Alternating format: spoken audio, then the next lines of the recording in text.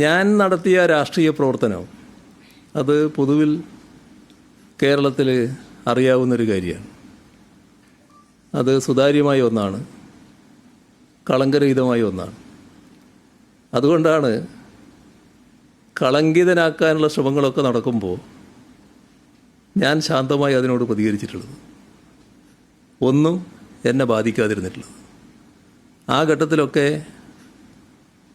പലതും ഞാൻ നേരത്തെ പറഞ്ഞതുപോലെ ഉള്ളാലെ ചിരിച്ചുകൊണ്ട് കേട്ടു നിന്നിട്ടുള്ളത്. ഇതായിരുന്നു എൻ്റെ ഒരു രീതി.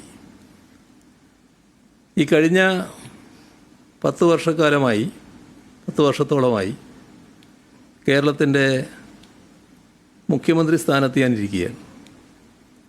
ഈ പ്രവർത്തനത്തിൽ തീർത്തും അഭിമാനിക്കാൻ വക നൽകുന്ന ഒട്ടേറെ കാര്യങ്ങൾ എനിക്കുണ്ട്. കാരണം നമ്മുടെ സംസ്ഥാനത്തിൻ്റെ കാര്യങ്ങൾ നല്ലതുപോലെ മനസ്സിലാക്കിക്കൊണ്ടിരിക്കുന്നവരാണല്ലോ നിങ്ങളെല്ലാവരും.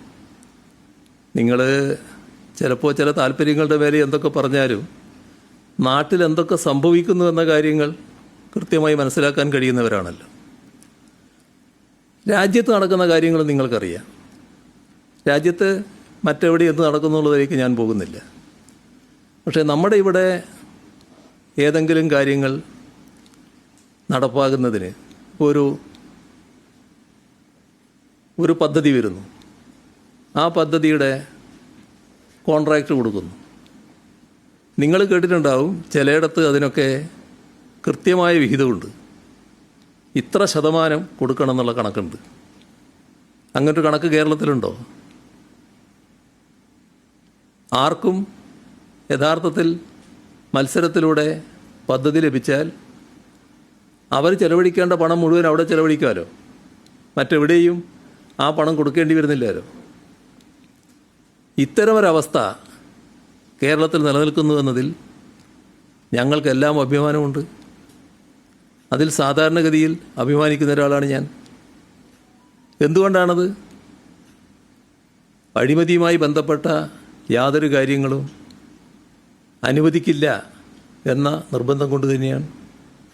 അതുകൊണ്ട് തന്നെയാണ് ഉന്നത തലങ്ങളിലുള്ള അഴിമതി ഇവിടെ പൂർണ്ണമായി അവസാനിപ്പിക്കാൻ കഴിഞ്ഞത്. അതൊരു വസ്തുതാപരമായ കാര്യമാണല്ലോ. നമ്മൾ രാഷ്ട്രീയ ആവശ്യങ്ങൾക്ക് വേണ്ടി ചില ഏജൻസികളെ കൊണ്ടുവന്ന് ആ ഏജൻസികളിലൂടെ ഇത്തരം കാര്യങ്ങളെ മറ്റൊരു രീതിയിൽ ചിത്രീകരിക്കാൻ ശ്രമിച്ചാൽ അത് നാട്ടിൽ വിലപ്പോകുമെന്നാണോ കരുതുന്നത്?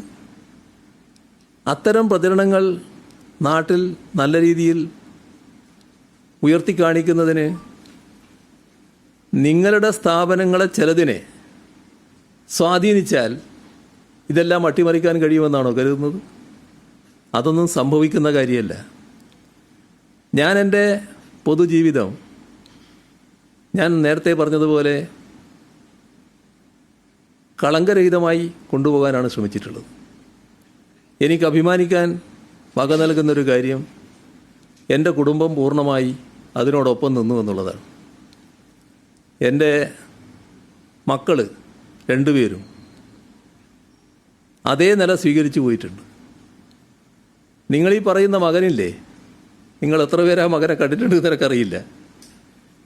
അവനെയും കേരളത്തിൻ്റെ മുഖ്യമന്ത്രിയുടെ മകനാണല്ലോ. അധികാരത്തിൻ്റെ ഇടനാഴികളിൽ സഞ്ചരിച്ചു കൊണ്ടിരിക്കുന്ന മുഖ്യമന്ത്രിമാരുടെ മക്കളെ കണ്ടവരായിരിക്കുമല്ലോ നിങ്ങളെല്ലാവരും. എവിടെയെങ്കിലും കണ്ടോ നിങ്ങളവനെ? ഏതെങ്കിലും സ്ഥലത്ത് കണ്ടോ? ക്ലിഫ് ഹൗസിൽ എത്ര മുറിയുണ്ട് എന്ന് പോലും അവൻ അറിയുമെന്ന് സംശയമാണ്. അതാണ് എൻ്റെ മകൻ്റെ പ്രത്യേകത. ഏതച്ഛനും ഏത് മകനെക്കുറിച്ചും അഭിമാനബോധം ഉണ്ടാവും. പക്ഷേ എൻ്റെ അഭിമാനബോധം പ്രത്യേക തരത്തിലുള്ളതാണ്. ഒരു ദുഷ്പേരും എനിക്കുണ്ടാക്കത്തക്ക രീതിയിൽ എൻ്റെ മക്കൾ ആരും പ്രവർത്തിച്ചിട്ടില്ല. അതുകൊണ്ടാണ് മകൾക്ക് നേരെ പലതും ഉയർത്തിക്കൊണ്ടുവരാൻ നോക്കിയപ്പോൾ അന്ന് ഞാനതിനെ ചിരിച്ചുകൊണ്ട് നേരിട്ടില്ലേ. അത് വേണ്ടത്ര യേശുന്നില്ല എന്ന് വന്നപ്പോൾ മര്യാദയ്ക്കൊരു ജോലിയെടുത്ത് അവിടെ കഴിയുന്ന ഒരാളെ, ഇവിടെ ആരാണെന്ന് പോലും പലർക്കും അറിയാത്ത ആളെ, പിണറായി വിജയൻ ഇങ്ങനൊരു മകനുണ്ട് എന്ന് ചിത്രീകരിച്ചുകൊണ്ട് അയാളെ വിവാദത്തിൽ ഉൾപ്പെടുത്താൻ വേണ്ടി നോക്കുന്നത്. അതുകൊണ്ട് വിവാദമാകുമോ? അത് എന്നെ ബാധിക്കുമോ? ഈ പറഞ്ഞ ആളെ ബാധിക്കുമോ? ഇവിടെ നമ്മൾ കാണേണ്ട കാര്യം, ആ ചെറുപ്പക്കാരൻ മര്യാദക്കുള്ളൊരു ജോലിയിലാണ് പ്രവർത്തിക്കുന്നത്.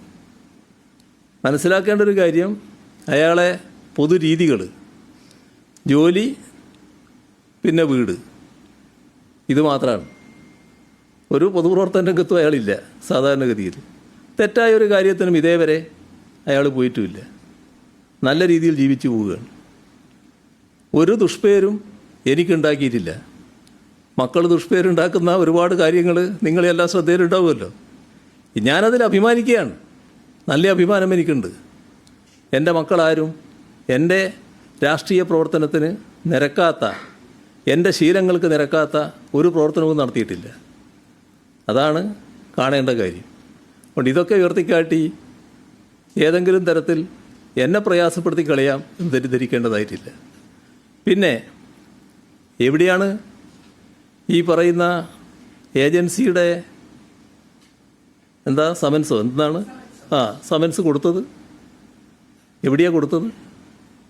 ആരെ കയ്യിലാണ് കൊടുത്തത്? ആർക്കാണ് അയച്ചത്? എന്താണ് മലയാള മനോരമയും ഈ ഏജൻസിയും തമ്മിൽ ഇത്ര വലിയ ബന്ധം?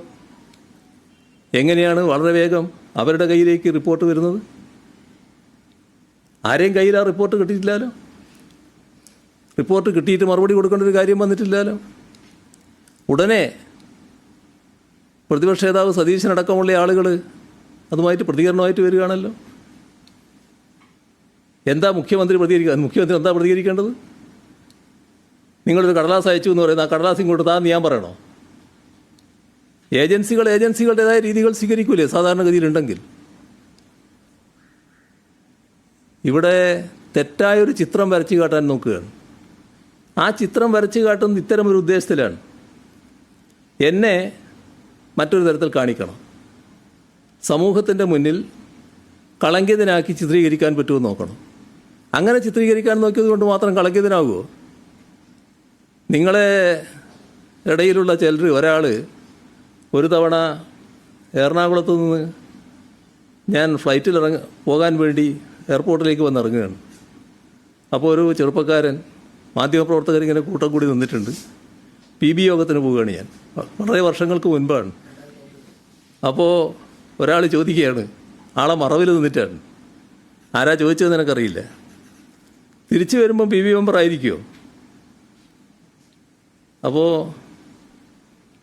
ഞാൻ പറഞ്ഞൊന്ന് കാണട്ടെ, ഒന്ന് ഇങ്ങോട്ട് നിന്നാട്ടെ.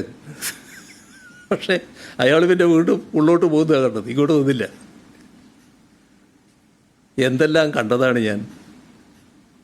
നിങ്ങൾ ഏതെല്ലാം തരത്തിലുള്ള സ്നേഹവാത്സല്യങ്ങൾ അനുഭവിച്ച ഒരാളാണ് ഞാൻ.